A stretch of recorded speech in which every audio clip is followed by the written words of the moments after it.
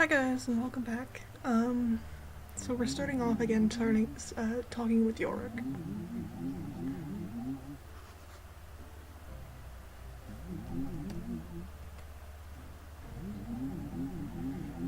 And Yorick is just going to start explaining to us about our graveyard rating and what impacts it.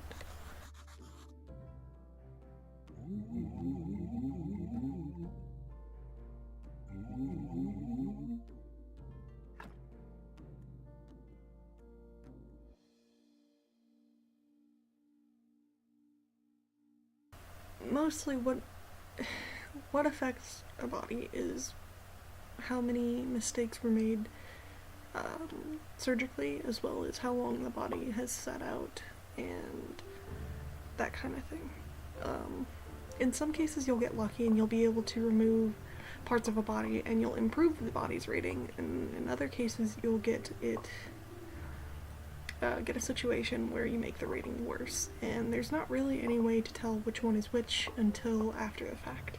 So a lot of keeping your graveyard rating high is going to be preventing it from preventative measures, more or less. So cremating bodies that have a low score can be really beneficial. So I'm just going to continue with my cooking here.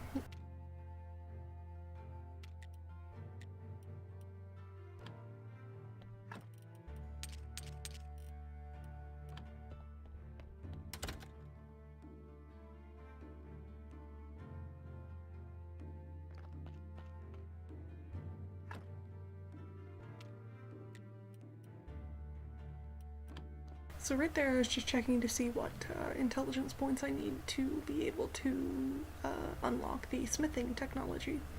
And I figured a good way to gather the points would be to go and collect some iron, because they're going to be important soon. Now you'll notice that to the north of your house you have some slimes that will come and attack you. They don't actually respawn as far as I'm aware of, so once you kill them, they stay dead. That's not true everywhere, but in this and in one particular other area I can think of, that's pretty true.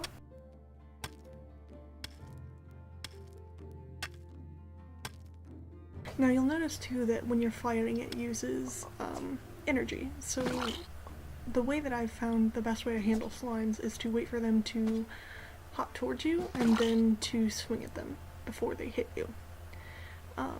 Now every enemy in the game is a little bit different, but they do telegraph their attacks, so there are ways you can figure out how to get around them to maximize the efficiency of your swings without wasting all of your energy.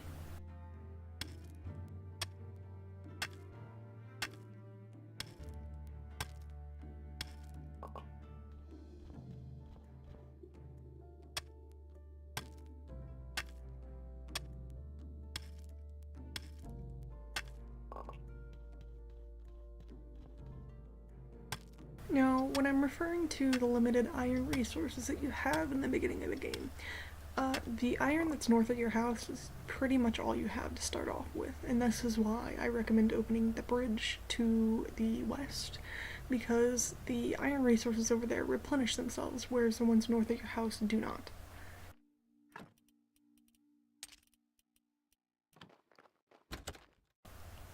And you can see that our bread's cooked while we were away. I think it's good to toss something into the oven and just leave it sit for while you're out working, so you can come back and pick it up throughout the day.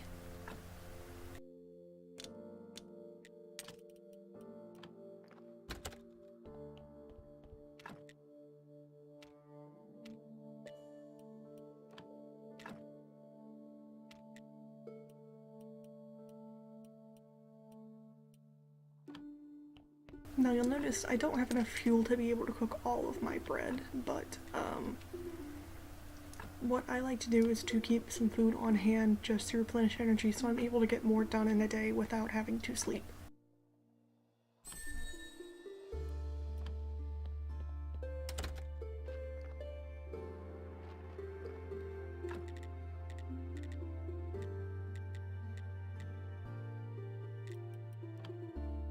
I was just checking on my recipe to see what I needed to build my wooden anvil, and now I'm going to go ahead and work on that.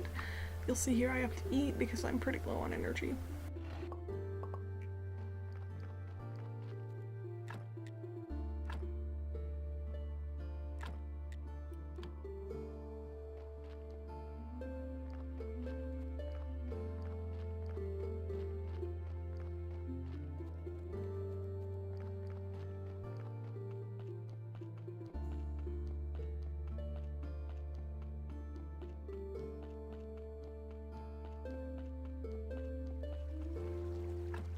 Just have to check and see what we need to do for the bridge again, for like the 8th time.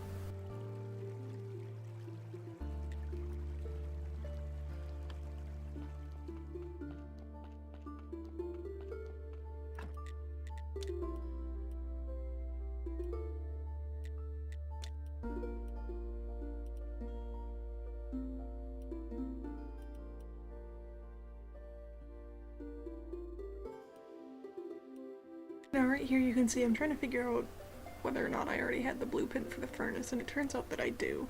So I really only need to get the stuff right now to make the furnace and the anvil, and then I should be set to start working towards opening the bridge.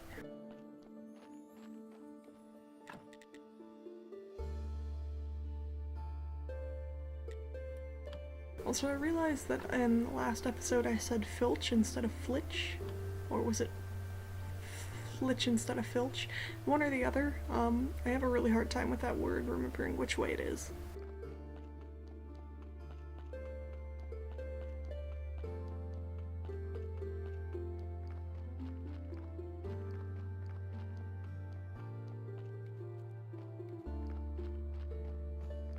And here you get to see me get lost.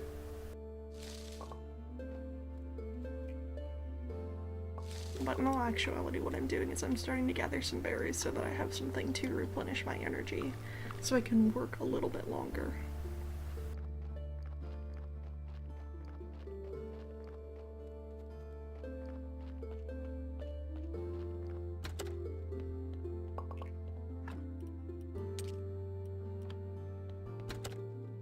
And I remembered that these little wooden parts that are in your basement, I think they're supposed to be buckets or something to that effect, but if you chop them up sometimes you can get some good resources like iron parts and nails.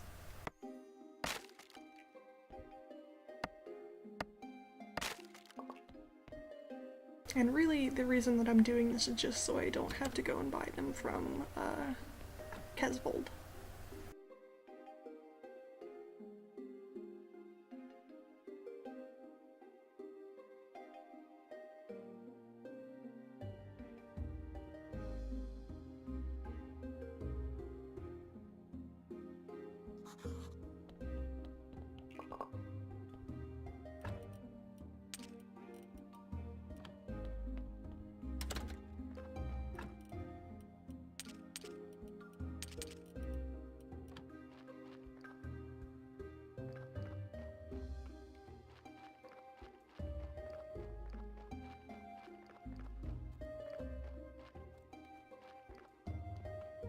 This isn't really something that's going to happen right now. Oh, actually, this is the Inquisitor, so I'll go ahead and let this happen and then explain what I was thinking about.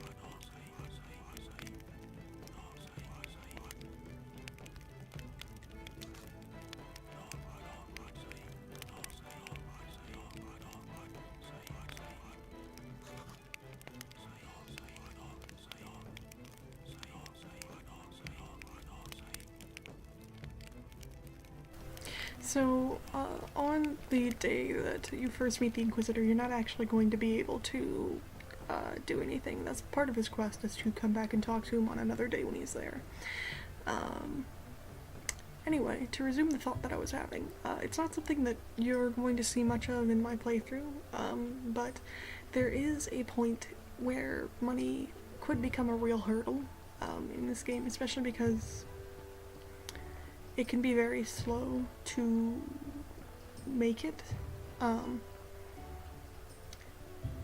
considering other factors, especially like things that you have to grow, and how slow bodies can come in at times.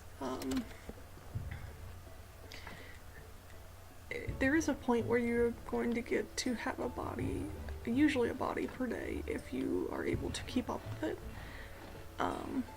Now there is a way to refuse bodies, in a sense, but that will stop your money income from the bodies, so you need to be able to find a way to supplement it some way else.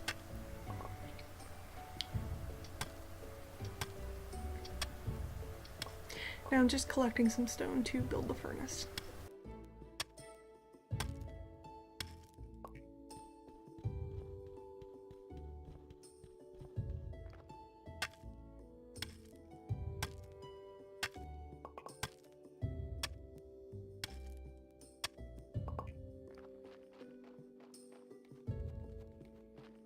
Now, the day that the Inquisitor comes is the day right before the day you're supposed to go and meet the Astronomer. The Astronomer is very far on the other side of the map, so I would go ahead and start planning during your, let's see, it'd be the 5th day.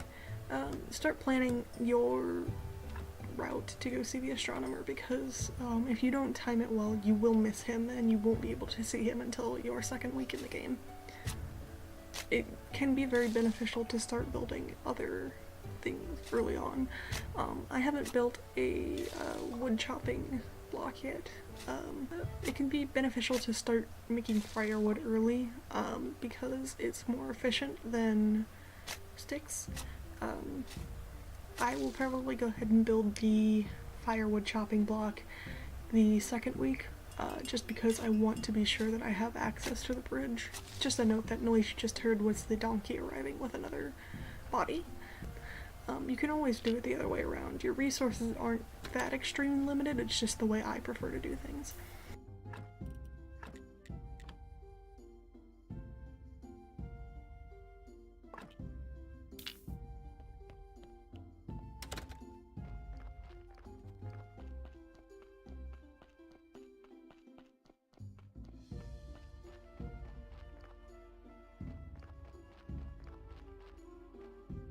Being efficient, sort of. Is it bad luck to bury a body in a hole that's already had a body in it?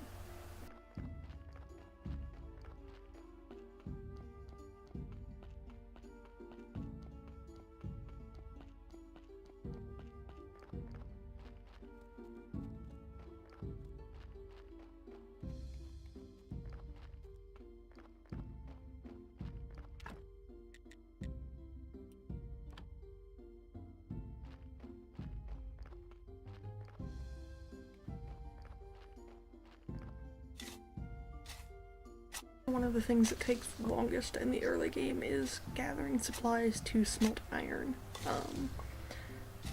Like I said before, it does become more efficient if you just go ahead and get yourself a firewood chopping block. I just wanted to show that you can open the bridge within the first 8 days of the gameplay, so I haven't done that yet, but again, it's really up to you how you play.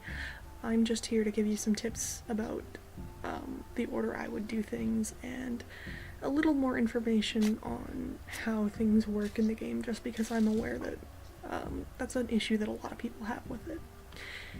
Anyway, we're just about out of time, so thank you so much for watching, and I'll see y'all later.